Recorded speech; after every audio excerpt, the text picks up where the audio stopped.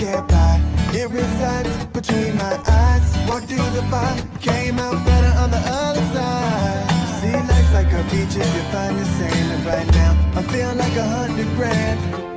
You are listening to Inspired Insider with your host, Dr. Jeremy Wise.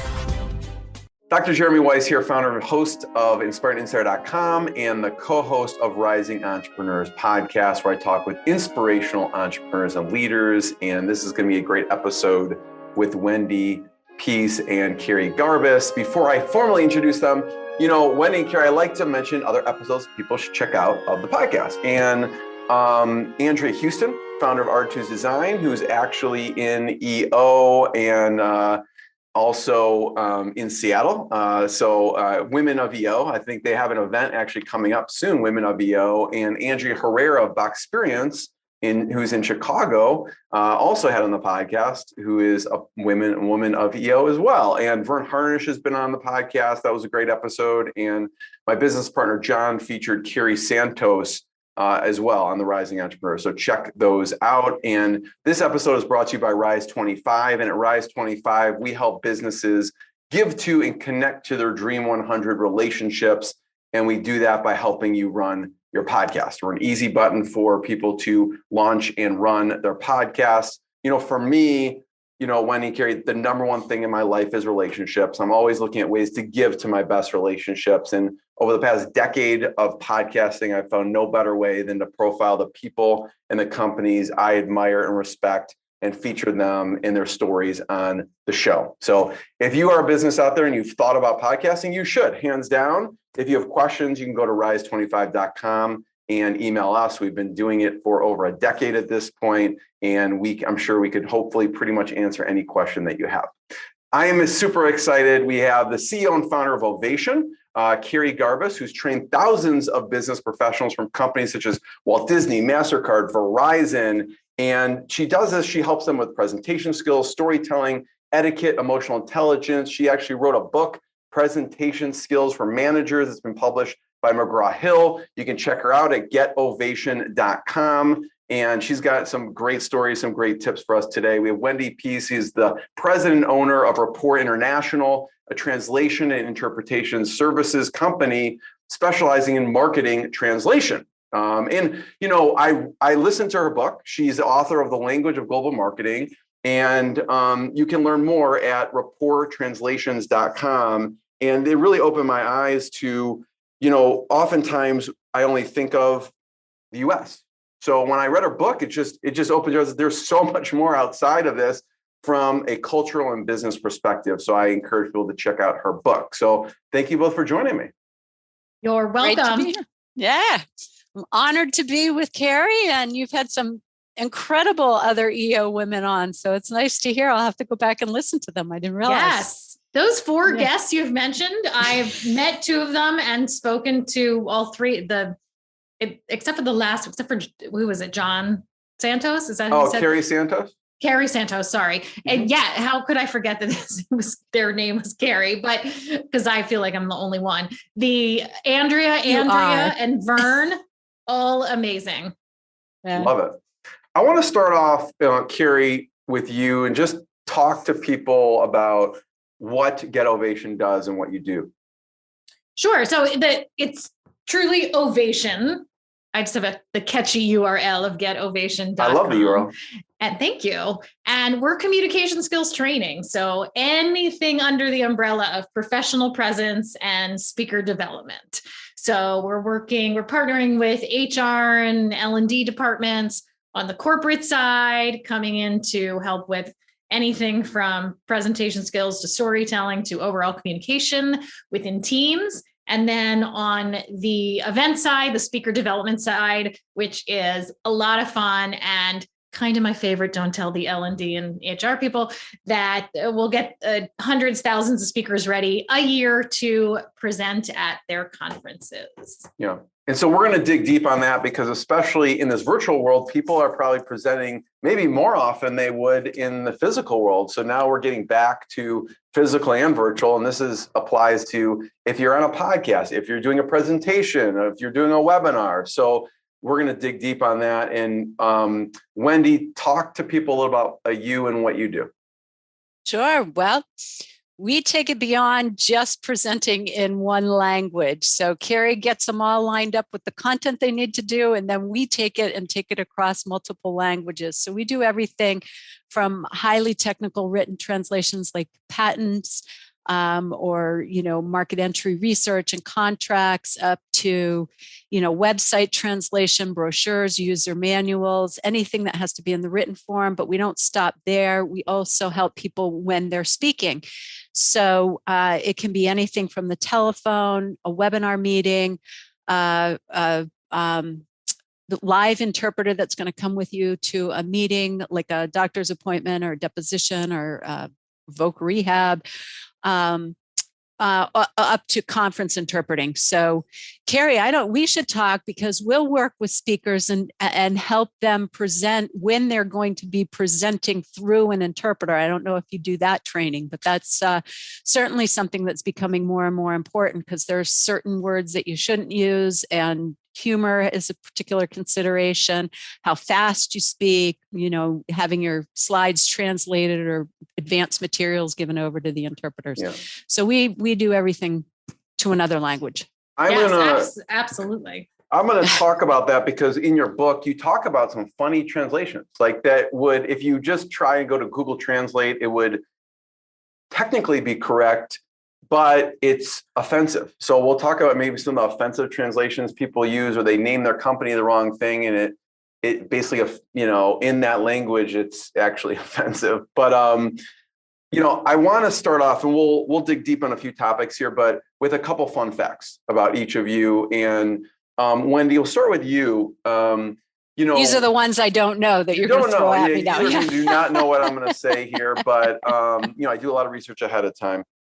But, as a young child, you lived in a lot of different places: Mexico, Taiwan, Philippines. You lived where there was no electricity or running water in a town. So I'd love for you to just talk about one of those experiences and how it shaped you living internationally. Sure. Yeah, I can talk about Taiwan. As you listen to the book, which I recorded in my basement wine cooler or wine storage room that I use for gift storage. That was a load of fun with an expert recording person. But in there, I talk about living in Taiwan. My dad was in international agriculture research. And so we were assigned to go live in a new center that was just being developed outside of Shanhua, Taiwan. And that was the small town that didn't have running water or electricity, but the center that they were building, it did. But we'd go into the town and they had never seen blonde-haired children. So my brothers and I would show up, and people there would want to touch our skin, touch our hair. And, we could buy all the fresh produce, and meat was still a scarcity, but cereal you couldn't get, except for driving about an hour and a half to Tainan, and you go into this little black market store. And so to this day, I still love cereal. I had it for dinner last night. My son happened to be out, and I was like, oh, I'm just going to have cereal. So, there's a lot of funky little things that can form when you're a child. I think it also gave me a love of cross-cultural communications. How do you communicate when you don't share a language? What can you do with body language? The appreciation that you can get in talking to people that when you don't share a language, and how you can come together and share experiences. Yeah. One of my favorite desserts is Lucky Charms. So sometimes after dinner, I'll use cereal as a dessert. So it says there's vitamins in there. I don't know how healthy it is. It seems healthier than cake and cookies and ice cream, right? Exactly. For you, Kerri, I have two fun facts. One is that Annie was an inspiration for your career trajectory. So talk about that. And if you are inclined, one of my favorite songs is Hard Knock Life. So, but start with Annie. How's that been influential for you? Well, I was 6 years old, and I grew up in Baltimore, and my parents took me to the first national tour of Annie. And I was already taking dance and playing piano and liked to sing. But after the show, we go out to dinner, and happened to sit next to all the little girls that were in the show. And this was like, to me, I mean, this was every star mega amazement to my little 6-year-old self. And I ended up in a conversation with the other 6-year-old who was in the cast. It was the youngest girl, and she was playing Molly in the show. And I was like, what's it like to be a professional actress? And what do you do? And she's like, oh, it's great. And you have a tutor and you go shopping during the day and you do a show at night. And I was like, this is great. And that I turned to my parents at that dinner and I said, this is what I'm going to do for the rest of my life. My mother may have cried a little. And happiness, right? Right. And for years and years, I held on to that program until it disintegrated, just withered with time. And the girl who played Molly in that production was Alyssa Milano. Wow. That's crazy. Yes. So thanks, Alyssa. But I hear you sing. I want to hear you sing Hard Knock Life. I do sing. I do love Annie. So with apologies to all the Annie fans, it's a hard knock life for us. It's a hard knock life for us. Static treated, we get kicked. Static kisses, we get tricked. It's a hard knock life. And I just messed up the words, but that's fine. Amazing. I love it. One of my favorites. I'm gonna have to replay that one, Kerri. Thank you. So I wasn't really warmed up. I mean, I put you on the spot, you know. So Wendy, I'll come to you in a second, but Kerri, you know, your teachings and your company comes out of your experience from, you know, acting and singing and everything that you do. Talk about the right now in-person return and events training. What's going on? Well, it is like all of a sudden the world woke up and said, oh, right, we want to get back together. And the wonderful staff of facilitators and coaches I have, which are, by the way, all professional actors, that is the whole inspiration for the company, because I think actors have important things to say to business professionals. It is wonderful and exciting. And what has come to light just in the past couple months is that now we're getting people back together, which is great, which is really what we love. We also, you know, virtual, all good. Back together, human interaction, that's where it's at. And here's the thing. If you have a group of people coming back together for the first time who haven't seen each other in 2 years, or maybe they haven't met yet and have only worked virtually, all they want to do is talk to each other. They don't actually want to do communication skills exercises. They really want to just talk to each other. So we have been working with curriculum development and kind of reframing opportunities for people to connect and talk to each other, and putting a little education in there too. So giving time people to breathe, hug, connect, all that good stuff. You know, both of you mentioned before we hit record about building a sales engine. And so that's top of mind. And so, Wendy, I want to start with you. And what are your thoughts? You know, there's a lot of business owners listening to this on building a sales engine. Well, that's what I'm struggling with. I don't know if I have anything to say to business owners about how to do it. But yeah, where I've gotten to in my business is we've built over networking and referrals. And if I think about bringing in a sales team to do that, it's harder to network these days. And that's not how a lot of sales is doing. There's so much more automation at the top of the funnel, and it's so much more electronic networking.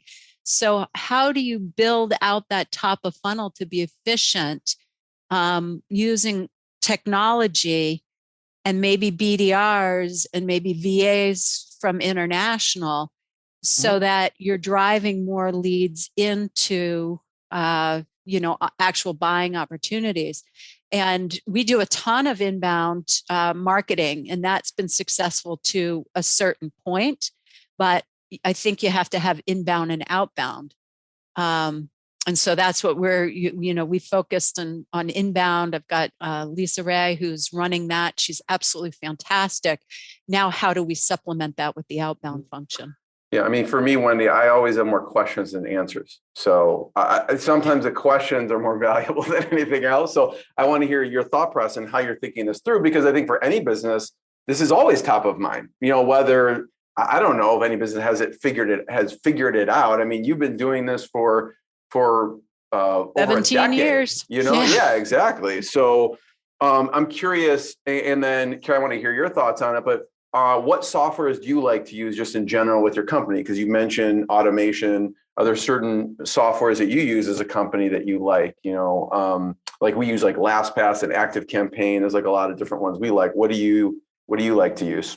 I just started using LastPass, and now I'm converted. I think it's game fantastic. changing. Yeah, to change your passwords and easily log in and share passwords with other people that have to get in.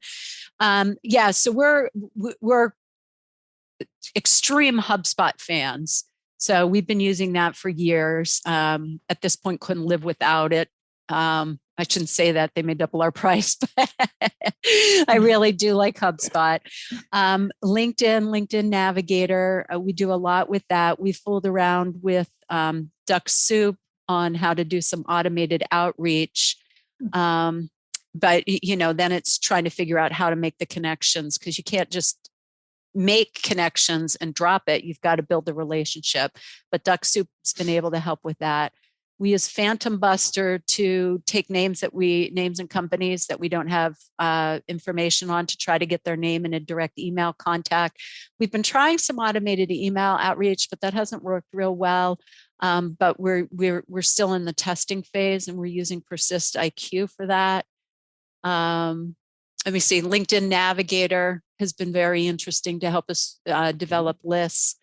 So I think those are the key ones that we're using. Yeah. So Kerri, we'll go to your favorite software. So we use LastPass, ActiveCampaign. Another one that I like to tell people about is Text Expander. It's the best $3 you could spend a month. So check it out. It's like a desktop app where if you type in a word, if you find yourself typing the same thing over and over, like here's my bio or here's an answer to this, you can actually save all those in Text Expander. And when you type in that word, it will pop up in your email or in social media. So we love that. Yeah, we use TextBlaze, which is the same thing. But I think that's free for so many things that you put in. Mm-hmm. So yeah. So Kerri, what about you? What are some of your favorite softwares that you use? And I'd love to hear, how you think about the sales pipeline and sales in general. Sure, absolutely. LastPass, yes. Huge proponent. HubSpot, love it. Slack for internal communication. We tried to move all team communication to Slack rather, so that email I can get buried under that pretty quickly. Proposify for our proposals, which all of this links in nicely to HubSpot, which I really, really like. Basecamp for project management. And then personally for my writing, because I'm a terrible speller, I use an app called Grammarly. And Grammarly. I don't know. For me, it saves my life. So I'm going to check out Text Expander though. That sounds really interesting. Check it out. In terms of the cash flow sales for us, the challenge is it's really, as a friend of mine, a finance guy said, it's really chunky, right? Because it'll come in and then and goes down. And the challenge is because we're working with so many very large players that the payment cycle can be net 65, net 90. And so we've done a ton of work. I've paid the staff, we've put out the expenses, and I'm waiting 2+ months to get the cash back in. So sometimes that can get a little, nerve-wracking.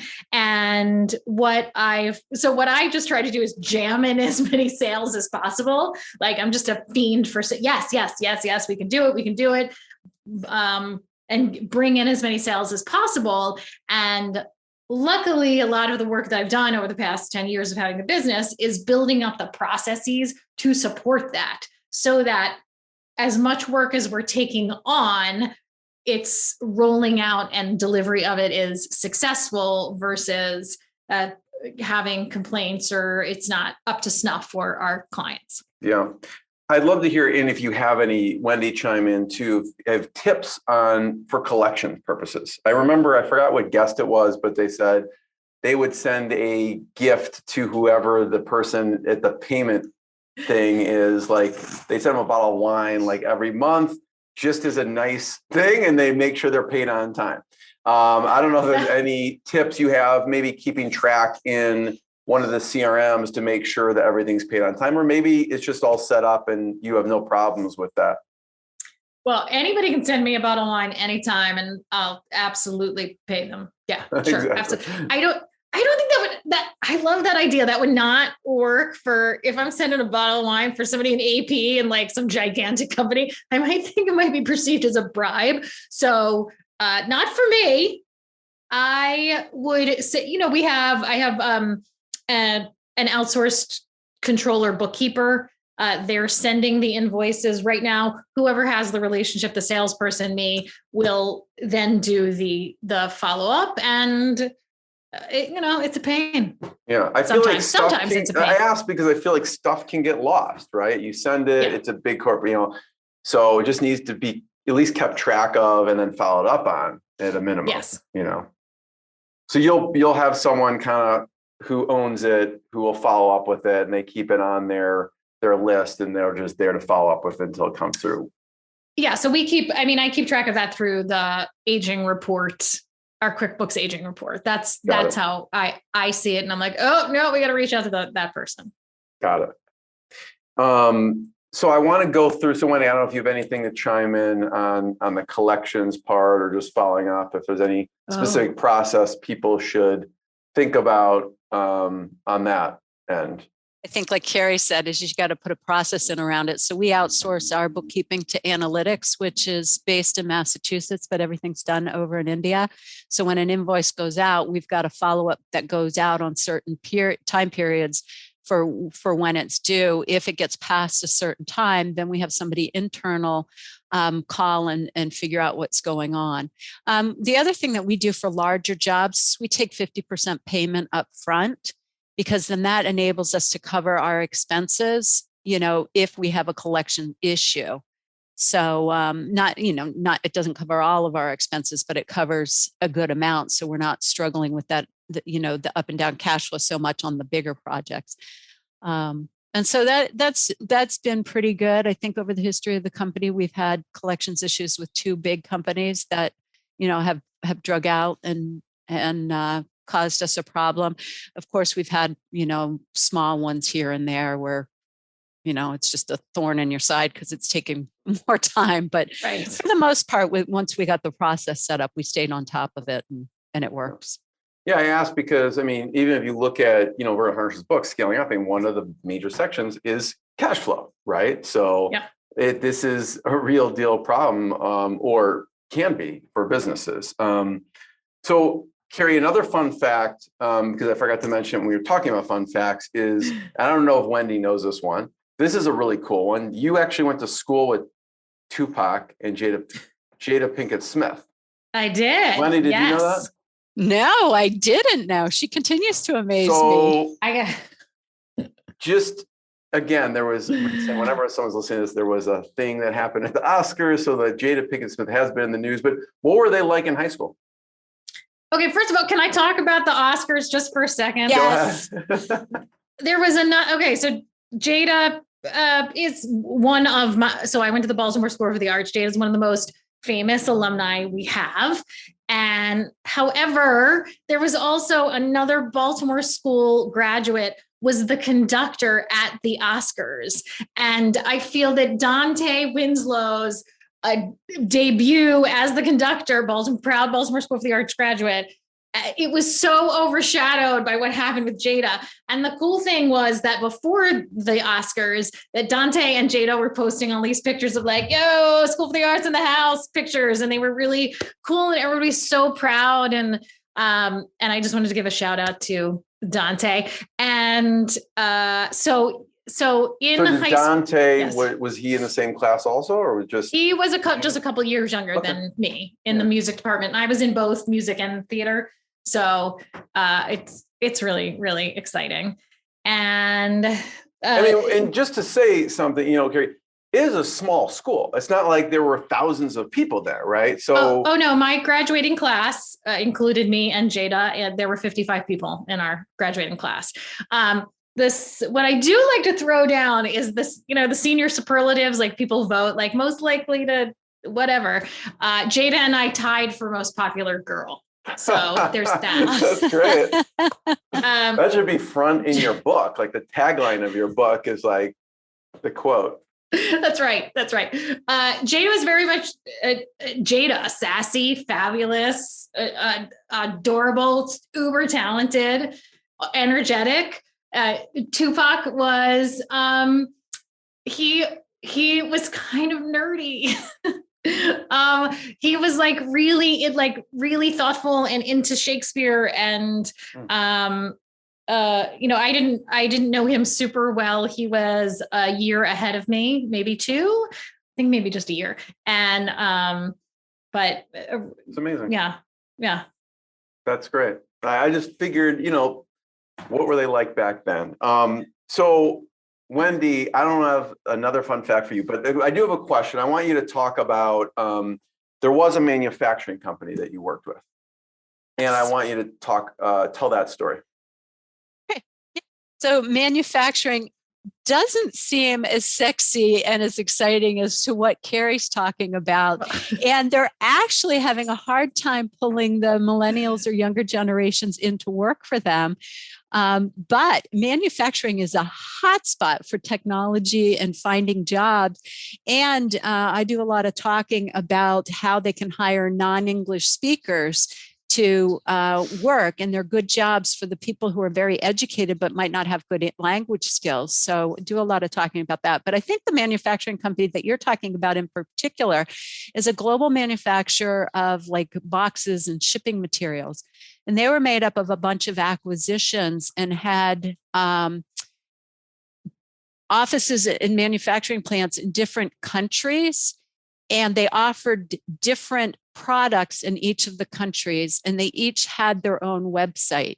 And it was a huge loss for global marketing because they weren't under one brand. They weren't sharing all the Google juice of having more people come to your website. So a very astute marketing person said, okay, we got to get control of this. And she had this massive spreadsheet of countries, products, and what was offered where, and then was able to figure out what had to be translated into different languages.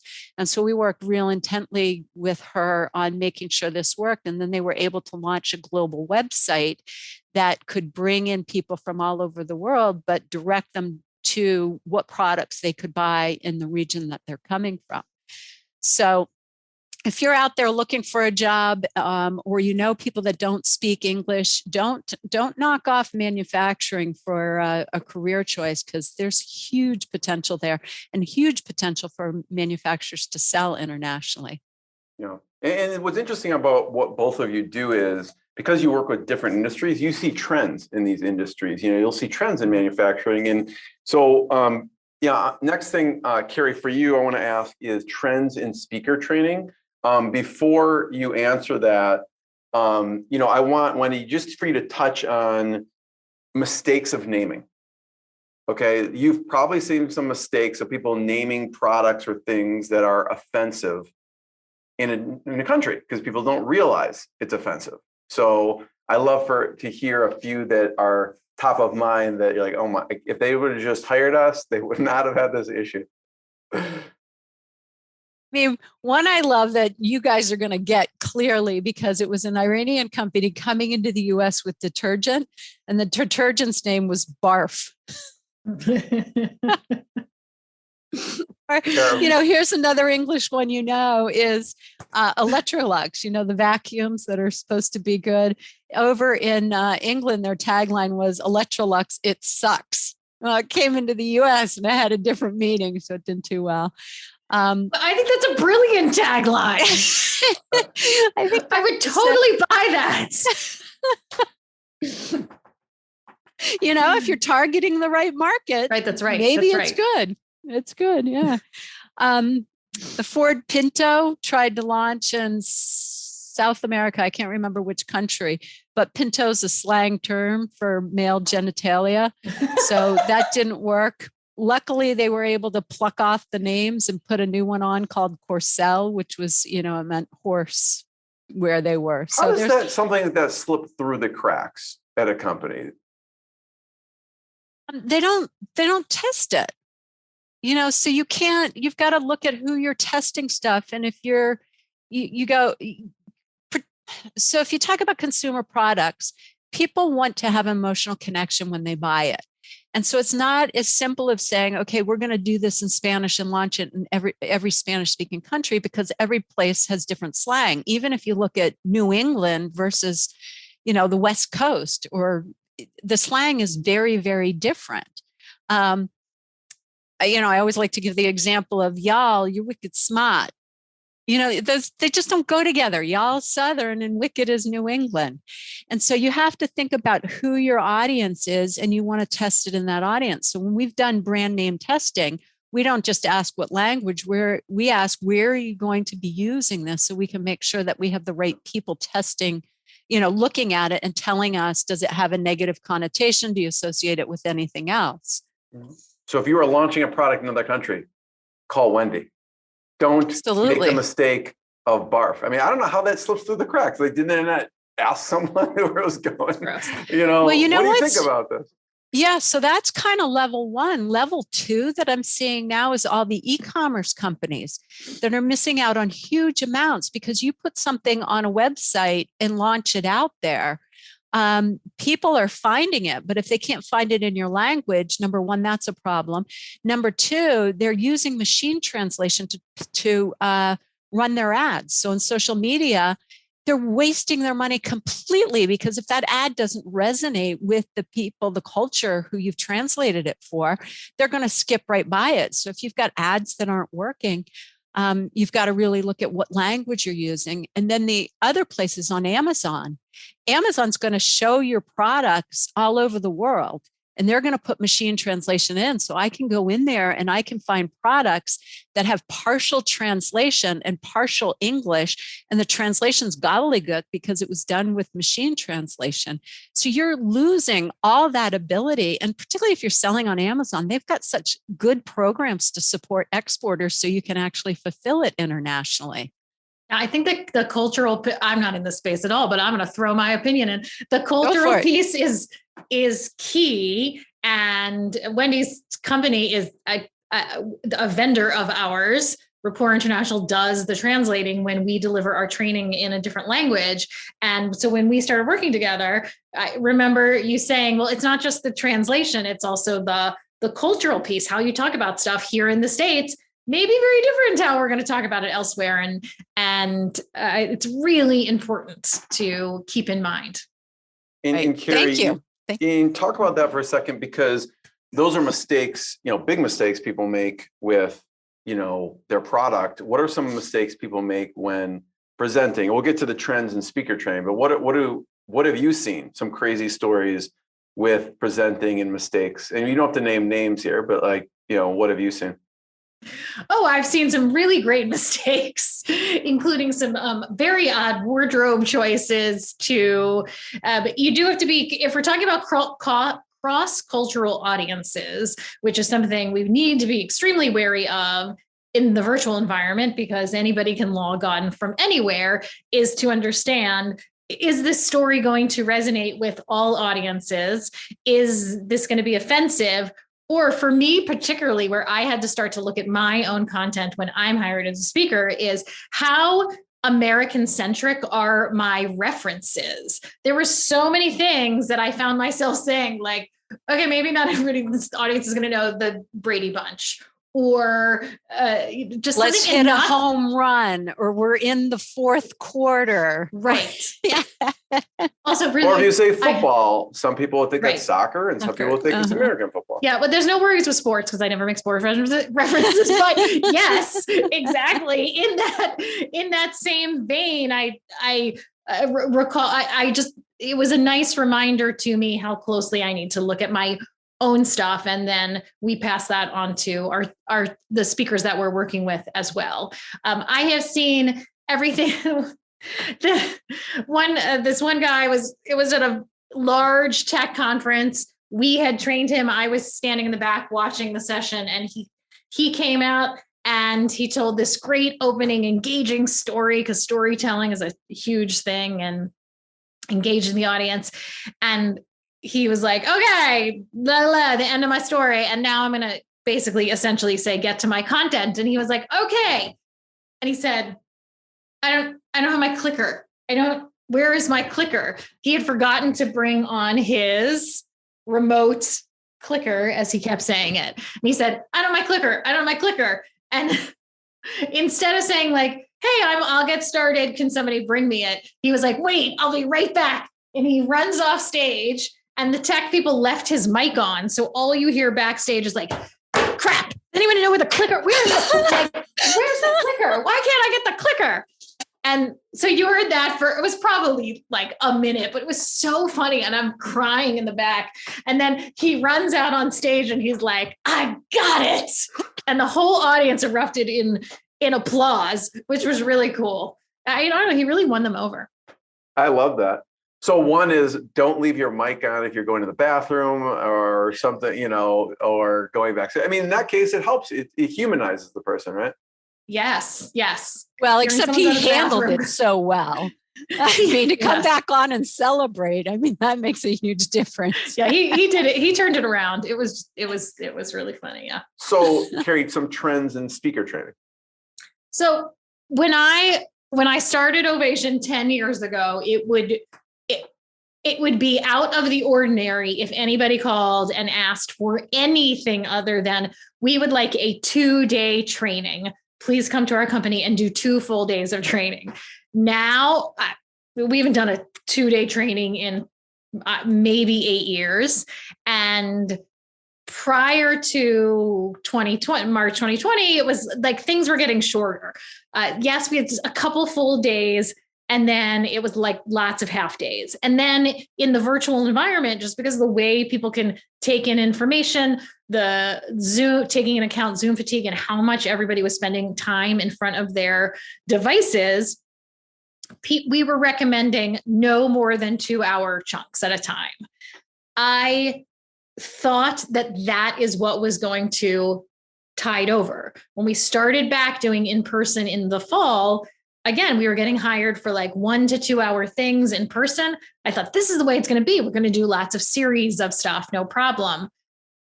Now I think just in the past couple of weeks, we've had 10 requests for, we're getting back together and we want to be back together for a full day. And so that to me is exciting. Love it. We're going to, I was surprised at that. I thought you were going to say that you kept it shorter, because I do know that when I've been presenting, it used to go from an hour, then it went to a half an hour. Now, social media is 10 minutes or less than 1 minute. So it's always taking that material and cutting it down and down. So that's great to hear that you're going back to full day. Yeah, that's definitely on the learning and development side of programs. For speaker development, it is still lots of short little individual sessions, but on the L&D HR side, I am shocked, delighted and shocked. I guess it's because people want to get together and talk. So you got to build in that time. And how do you get learning out of that talking? Huh? Yes. Yeah, but you can't teach people by just having them, by doing too short and not repeat on that. So that's good. Yeah. Yeah. Sorry. No, you're good. Wendy, I have a question for you, and then I'm going to come back to Kerri. Before we hit record, you said Toastmasters on crack. So we're going to talk about that in a second. But Wendy, I want you to talk about, there's a story about Staples. This goes back to the brand name testing. Yeah, this was really interesting. We did Staples' tagline when they were still more international. It was make more happen. And they wanted to take the more out and put in other words like make work happen, make art happen. And so they asked us to translate it. And what was really interesting is you couldn't bookend the words like you could in English, and you had to get the message across. So first we had to explain that, like how the message wouldn't make sense if we still tried to bookend it. And then we had one that was make refrigerator art happen. And the French translator came back and she said, refrigerator art? What's that? We don't have that in France. And she knew what it was because she lives in the United States. And for those of you who don't know, refrigerator art is that artwork you're so proud of that your child does, that you hang it on the refrigerator. It becomes like your personal art gallery. So we went back to Staples and told them, well, there's no refrigerator art in France because the refrigerator's for keeping food cold. It's not a dual purpose. It's not your art gallery and your refrigerator. So we gave them an option to come up with something else that would substitute for it, or they just decided to do away with it. You know, coming off that story, you mentioned something earlier about the easy button for podcasts that you do at Rise 25. It reminded me of a story about a podcast host he was in India. I said, he was in India and he said, okay, I speak English. I'm going to do the podcast in English because there's a larger market for it. Couldn't get listenership. He went back to his native language that they spoke in that region of India, started doing in that, and his followers skyrocketed. So there's this whole movement to do multilingual podcasts. And if you've got any clients that want to reach an international market, you can take their recorded podcast, translate it, have a voiceover in, and then they've just expanded that content of what to do beyond. So there's all sorts of fun, creative stuff going on. Yeah. Thanks for that idea. That's great. Sure. Toastmasters on crack. That's right. So the pandemic hits. I cried in the corner for like 20 minutes. It wasn't much. And I'm like, all right, what am I going to do? How am I going to keep my trainers, which are all professional actors when everything's shut down, busy? Oh, I'm not traveling. We're not supporting 100 in-person events because there are no in-person events. What can I do? And I thought, I want to build like, you know, I want to build a modern day Toastmasters on crack. And I did. So I created a B2C platform so anybody can come in, get speaker training. It's a monthly membership. It's called Studio G. You can find it at getstudiog.com. And which Studio G, by the way, was the original company name I had for this company when I was first like tooling around with the idea 110 years ago. And it is a monthly membership. We've got different levels. There's live weekly, everything's virtual. It's live weekly workshops. You can add on additional one-on-one coaching. We have rotating training videos, and you also have access to our exclusive AI-driven rehearsal platform. So you're able to go on, rehearse your presentations. It pumps out metrics like faster talking or how many filler words you're using. And it's an asynchronous coaching tool. So you upload it. Wendy's mouth is open, and that's cool. It means I've impressed her. So I can't believe I didn't know about this. So I am so excited. So I, my unofficial tagline, because I don't think I could really use it because I might get sued, is, we're Toastmasters on crack. So so any marketers out there who want, I would love to find a way to roast toast without. Who do you think's ideal? Who's ideal for that? You think? Is it so? It is. It is. It absolutely could be entrepreneurs. It was. I thought of it more as somebody who's on the precipice of a promotion or people looking to make a move in their career, and they just wanted to refine their professional presence a little bit before going on an interview or maybe stepping up within an organization, or they've got a presentation. They're speaking at a conference. They're nervous. Come on in. Practice, get out, but also stay. So getstudiog.com.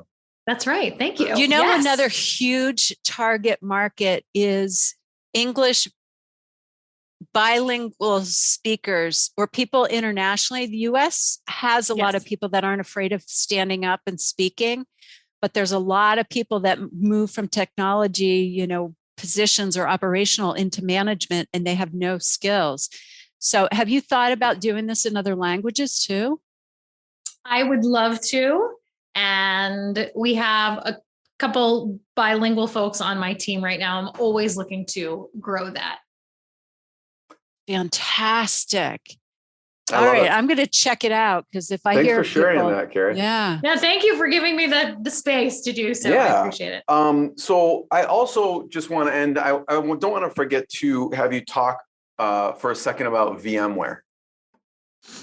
Oh, yes. VMware is one of our clients that we support their big show, and their big conference last year was called VMworld.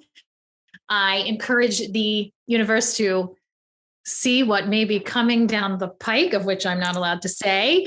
But it was a shining moment for us, because VMware had shared with me that for the past 5 years, they've always used a new speaker training company. And we supported their speakers last year. And for the first time in 5 years, they said, wait a minute, these guys are a little different. We're going to stick with them. So we're their first repeat vendor in terms of speaker training in 5 years. Something I'm really proud of. Really goes to the quality and the work ethic of the Ovation trainers. And it's a proud moment for me. So thank you for letting me share that. Yeah. And then, Kerri, reminds me, I do have to introduce you and a shout out to Eventique, that they do events all over the country. I think in different countries, even, in New York, and you guys, I see a lot of collaboration there between the two of your companies, because they basically help put on these shows all over the place. Yes. So I'll have to shout out to Eventique, and you'll have to meet Kerri and her company too. So thank you both for sharing your amazing stories. And I just want to point people to both your websites. You can go to getovation.com, or as Kerri mentioned, getstudiog.com. And then as far as Wendy goes, you can go to Rapport, that's RAPPORT, translations.com. Are there any other places online for either of you that we should have people check out? LinkedIn. Okay. I'm all over LinkedIn. So Wendy Pease, Pease, like peas and carrots with an E at the end. And I'm posting if you like the funny stories about translation, we're posting stuff like that all the time when we come across it. If you have any, send them over to me too. Yes, I'm on the LinkedIn as well. Are we allowed to mention our podcast? Of course, go ahead. Oh, yes. So my podcast is called Speaking of Events. So that'll be a great intro to the event company that you talked to. I'd love to speak with them. And Wendy, you have a podcast too, right? I do, the Global Marketing Show. So on all the places you find podcasts. Well, thank you both. This has been fantastic. And thanks everyone for listening. Thank you. What I got, you can't buy. It resides between my eyes. Walked through the fire, came out better on the other side. See, life's like a beach if you find the sand. And right now, I'm feeling like $100 grand.